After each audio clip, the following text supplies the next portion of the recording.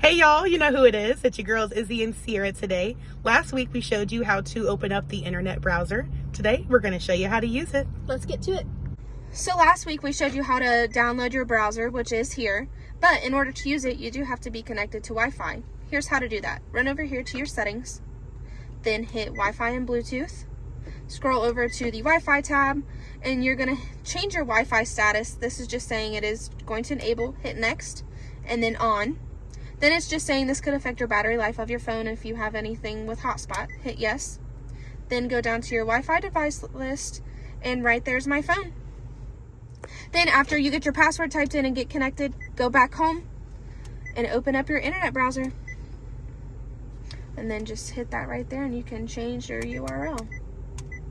Germain Honda of Beavercreek. Bet you didn't know your car could connect to Wi-Fi, did you? We'll show you another trick next week.